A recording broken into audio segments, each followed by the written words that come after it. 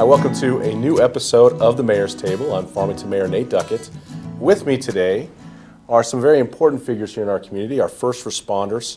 We're going to talk a little bit about an adaptive response to a community issue surrounding alcohol abuse. And while there's a lot of topics out there that have been on the table for a long time and discussing ways and strategies in helping kind of combat, I want to say, alcohol abuse here in our community, and really the impact that it's had on the public budget and how much money we spend towards police and fire and ambulance and sobering centers and jails and judges and all the things that come together under that umbrella that obviously these gentlemen are very familiar with. So let me introduce my guests here today. First, we have Captain Brandon Herb of the Farmington Fire Department.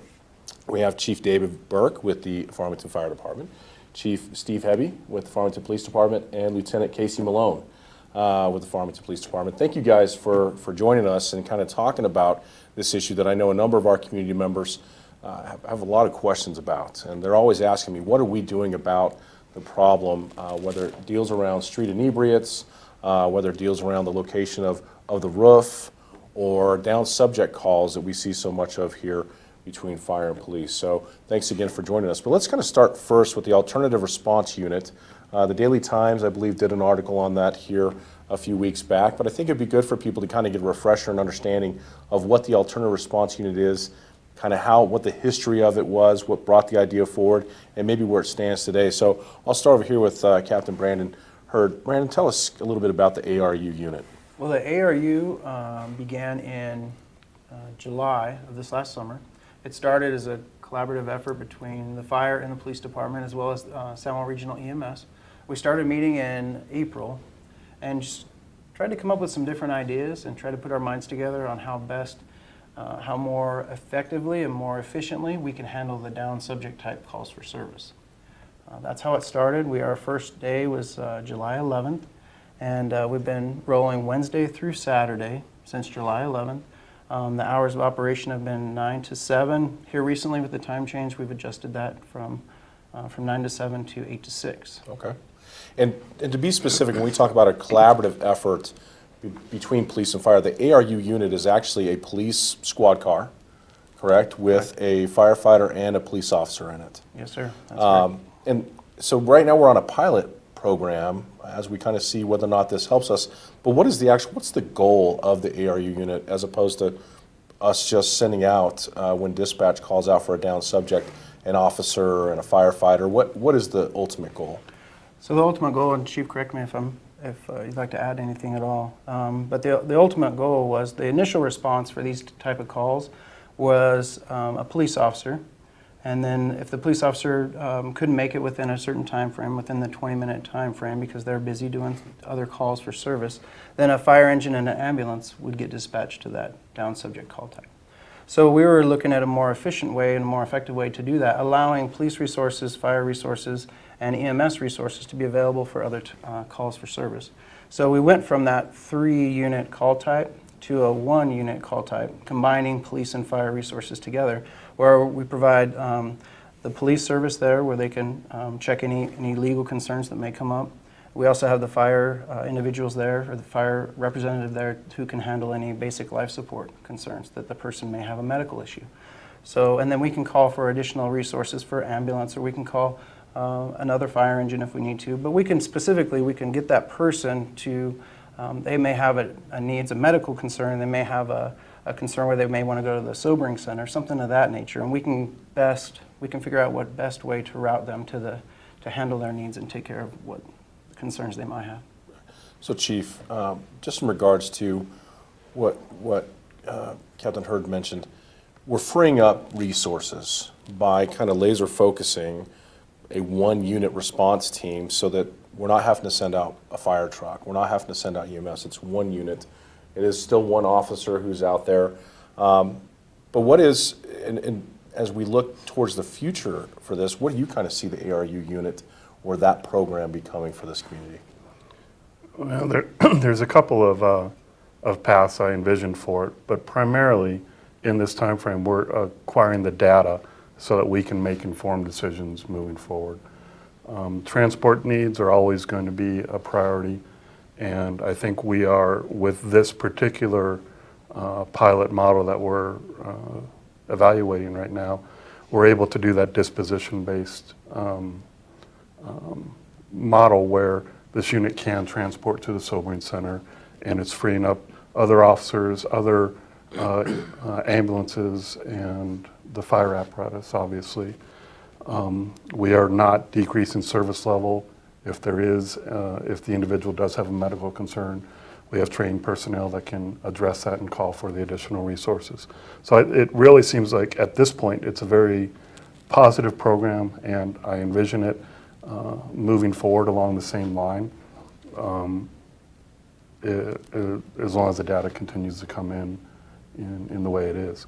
I'd like to extend it 7 days a week so that there isn't times of the day or times of the week when fire apparatus have to manage these type of calls. We'd like to see as much coverage during that time frame as possible. Basically, to answer your question, the path that we're on seems to be a successful path, and we'd like to grow it a little bit from its current delivery model into a probably more of a 7-day-a-week type delivery model. Well, I think what will stand out for people on the street when they see those down subjects, and of course we've all seen them, and it's no longer going to be a fire engine out there. It's going to be a fire engine with maybe other resources. It's more than likely just going to be that one resource. Chief Ebbian, I know your involvement in this. Obviously, it frees up officer time when you're not having to have. Well, I mean, I don't know, guys. I mean, let's just say that the biggest number I've heard is 51 calls in a day for down subjects. Is that still the top number? Yes, sir. So let's just picture 51 times in a day that we're required to send somebody out to deal with somebody who's so intoxicated they can't stand up. That takes a lot of police resources, a lot of fire resources. So from the police side, and one of the things I think is interesting is bringing in that paramedic standpoint to be there with the officer. Now they can assess the individual, and that officer in the past, or even now, when we would pick up a down subject, they have to take them to the sobering center, and they have to wait until the sobering center processes them medically before that officer is even allowed to leave, I believe. Is that correct? That is correct. Well, now he can be assessed there on the scene in that one unit. When you show up to the sobering center, if that's the decided destination for them, they already have that initial medical review, and the officer doesn't have to wait. Is that right? That's correct. What other benefits are there and we've kind of talked really broadly, but from a police standpoint, and having this type of program in place, Chief? Well, first off, this is an idea that David brought forth, and so I really want to give David the credit for it. ARU comes about because fire identified the amount of resources, a full truck with all the firemen that had to deploy for these things, and they were looking for more efficient ways of handling that. So it's a good program. For us, we're looking more long-term. We don't see the same immediacy. It's still an officer being dispatched to each of these calls. But over the long run, when we're doing more proactive contacts with inebriates, there's where we're hoping that what we're doing is interrupting what eventually is going to be a man-down call by the end of the night or the next day, but we're having contact with them earlier. And so getting them off to the sobering center before any citizen calls, before it generates that kind of call. So from our perspective, it's the proactive nature of the unit, where it isn't really responding to a lot of dispatches. It responds to man-down calls, yes, but they're out really looking to contact, proactively looking to contact the inebriates that are roaming around still and maybe need a ride down to the sobering center at that stage. So before it gets to a critical stage, we're intervening in it. There's where I think we're going to see our long-term benefit for this. But for now, it is a good program. It's an experimental program. We're just starting to gather the data, so things like what hours, what days of the week, those kind of things we're taking a look at, and we like the way it started. Well, I think that's what I like about the proactive approach to this. That's something the community, we've been very reactive into dealing with the problem after it has already begun. And so some of the proactive things that we're doing right now through PD, I want to bring Lieutenant Malone into this, is working with local businesses and those who sell alcohol to try and get them on board with us with this idea that if we can maybe limit or make them be, I'm going to say more responsible as business owners, or but at least Well, I don't know, Casey, tell us. I mean, you lock up the liquor in Walmart, it's going to have an immediate impact on who has access to steal that liquor, right? Absolutely, and you mentioned Walmart. Well, we reached out to Walmart, and we have, several times over the last several years, and trying to get them to do something. And just, in the last, I think it was October of last year, they secured all of their hard alcohol in both of their stores, making alcohol harder to access at their locations. And what we've seen in response to that is some of our other major retailers are also, at least verbally, have committed to doing the same thing moving forward. And so, the goal is to make alcohol harder to access for that specific group of people that, are committing crimes, that are stealing it. I mean, there's the people who have the money, who are out there maybe being responsible with the use of it, they're going to find where alcohol is to be sold, and they're going to buy it anyway. Absolutely. But it is to those individuals who don't have the resources, and they're in there to try and find somewhere where they can easily access it and steal it and walk out with it, that we have a major issue with. And another element of that is it's against the law to sell alcohol to an intoxicated person. And so the more interaction that this population has with employees at a store when they're trying to purchase alcohol, the better it is, for an employee to recognize, well, hold on a second, I probably shouldn't sell alcohol to this person. That's also a win for us. So the same thing that's true of what we're doing with ARU and looking at the numbers, that's what the businesses wound up doing with Casey and his unit. So once they started looking at the data and how many, and I forget the last business that just looked at how much shoplifting they had, and they actually looked at the data. Otherwise, they knew the data, but it wasn't something they were focused on. When they actually focused on it, they could see this really is a big problem. So to Walmart's credit, they really kind of led the way. And as Casey said, after they went forward and kind of hardened off access to it, you can still buy it, but it's not as easy to shoplift. Right. Then other businesses started following suit. And so that's been, over the last year, a great success for our district coordinator unit. Well, I see this collaborative effort that we're talking about. I mean, it's police, it's fire, it's EMS, the JIP program, the Sobering Center, the hospital, but now we include the businesses into this conversation as well who sell the alcohol. And to me, that's what we really need to get behind, as a movement that includes everybody, because it's not just an issue that police has to deal with, or fire. There's a human component to this, and we're, as a community, I believe, that cares. Geography dictates where our location is and whether or not there's counties or places around us that don't sell alcohol. And so long as we sell it here, people are going to come here and they're going to abuse it. I mean, that's kind of the reality of the beast. But the things that we can control, which is what I like about this conversation, is we're trying to be proactive. We recognize what we can control, and when businesses get in, we can control that too, so we can help out. One of the areas downtown that has been in discussion for many, many years is the roof. So the roof is our winter shelter. It was built, I believe, when Bill Stanley was mayor, and it was built for the fact that we wanted to make sure that individuals during the winter months, which we're obviously in right now, wouldn't be left out on the street and have no place to go, and we'd end up having to deal with more than just a down subject call. So the roof had existed in the downtown area for years, and just recently we had approval through the city council to relocate that facility out to the Sobering Center. This has been thought of for a long time, the idea of a campus of care, so to speak, where individuals who are seeking to recover from alcoholism, those individuals who are wanting to find a safe place where they can get away from that environment. We have Total Behavioral Health out there, we have the Sobering Center, we have the JIP program, and now with the roof, what that I think has allowed us to do, based on a ride-along I did last winter when there was nobody in the Sobering Center, but the roof was completely packed. Mm-hmm. And my conversation with Chris Carlson, our director at the Sobering Center, was, where's everybody at? And she made the point, well, if you don't have to be supervised or medically observed, you're going to go to the place where you're left alone to be drunk.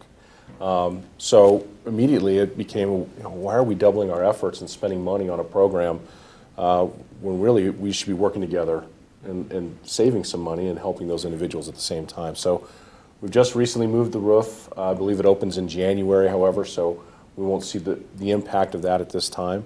But that's, again, another part of that proactive approach in my mind of what we can control, let's try and control it to the benefit of the entire community. Downtown has been an important issue on the table, and the renovation of it, complete streets, trying to bring in private investment to the area to kind of reestablish it as a retail hub, an entertainment hub. When you have a shelter located in there, obviously that brings elements to that type of environment that you're looking for that can impact it. But one of the other things that's coming out of this plan is, in the Community Transformation Economic Diversification Fund, is a better security presence in downtown in our park system. Can you guys talk at all yet about that plan? I know it's still yet to come forward, but kind of what the idea is there. Sure. So what we're looking at is more of just not necessarily armed police officers working these locations, but more of a security detail type position. We're most likely going to do it through our park ranger division, adding additional positions in that unit and hiring more personnel. The idea is to staff Berg Park, 7 days a week, 10 hours a day, fluctuating on the front end and the back end of the day based on, time of year and stuff like that. And also the same thing downtown, where we're looking at adding 2 personnel downtown, and their job is just that downtown area, and they're interacting with business owners and making sure the alleys are free of down subjects or people drinking and stuff like that. Just a police department presence in areas where we feel like we need them. A lot of it's a visible presence down there. Right. That citizens know there's someone around, that if they are having a problem, they can get to us quickly, and that we'll be able to call in additional officer resources. But just like fire's trying to do, of limiting the amount of resources they're deploying, we probably are going to staff it through our park rangers. It's more cost effective, and we can hire folks and get them down there in a faster manner than if they had to go through the whole year and a half process to be an officer. Okay. So the idea that we've kind of talked through is we recognized which parks within our city we felt like we needed the biggest presence, where we would get the most bang for our buck from having employees. And as part of that, we decided, well, why don't we just consider downtown as a park as well, from that standpoint, and staff it that way and treat it accordingly. This is a place where people can come and hang out and enjoy themselves. Sure. Well, certainly, just over the last 4 years that I've been in service to this community, and many of you have been here much longer than that, that has been the biggest really concern brought up by business owners in downtown, is the element of individuals who are causing issues in the alleyways and intimidating their customers on the streets. I've taken a different approach as an elected official in how I approach individuals when I see them. I just walk up to them and say hello. And I treat them like a human being, and I don't shy away from them and act afraid of them, because you almost think you're feeding into that mentality by doing it.